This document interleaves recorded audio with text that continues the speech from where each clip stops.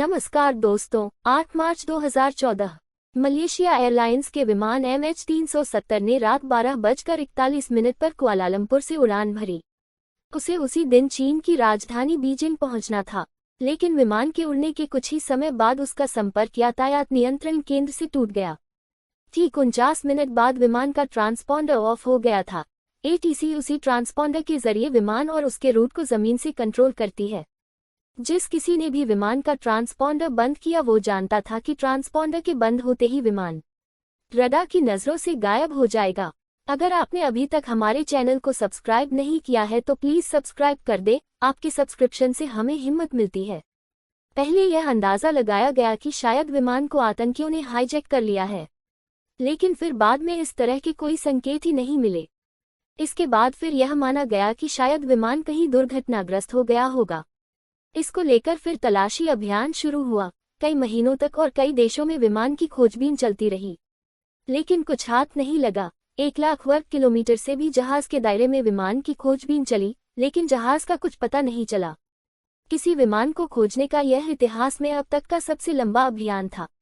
इसमें करोड़ों रुपये खर्च हुए थे। कई देशों ने भी इस तलाशी अभियान में मलेशिया की मदद की। इसके बाद भी MH370 को ढूंढा नहीं जा सका। इस विमान में कुल 239 लोग सवार थे, जिसमें 227 यात्रियों के साथ साथ 12 चालक दल के सदस्य भी शामिल थे। इनमें सबसे ज्यादा संख्या चीन के यात्रियों की थी, उसके बाद मलेशिया के। कहते हैं कि आखिरी बार विमान को हिंद महासागर के ऊपर उड़ान भरते पाया गया था, लेकिन उसके बाद वो अचानक रडार की पकड़ से बाहर हो गया। इसके बाद उसका किसी को कुछ पता नहीं चला।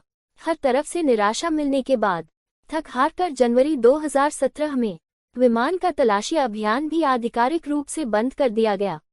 इस विमान के पायलट ज़हार अहमद शाह थे।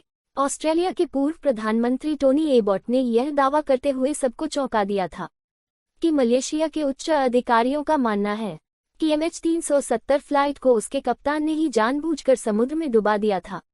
उनका दावा था कि कप्तान आत्मघाती था, जिसने विमान में सवार सभी लोगों की जान ले ली। हालांकि अपने इस दावे से संबंधित कोई सबूत उन्होंने पेश नहीं किया। इस तरह उनका दावा भी महज एक अनुमान ही माना जा रहा है।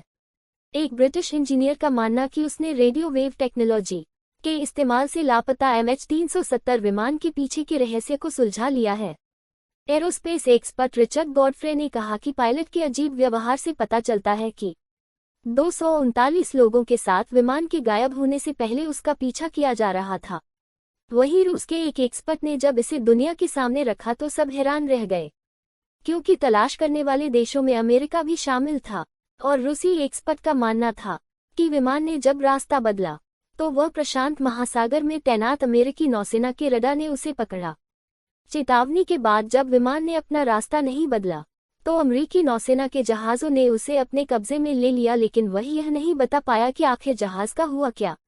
बहुत सालों बाद अब दुनिया के अलग अलग देशों में विमान के कुछ हिस्से समुद्र तट पर या मछुआरों को मिल रहे हैं, लेकिन इस बात का कोई प्रूफ नहीं है कि यह टुकड़े इसी मलेशियाई विमान MH370 के हैं। और इस तरह इतिहास के अनगिनत रहस्यों में एक विमान और रहस्यमय तरीके से गायब हो गया।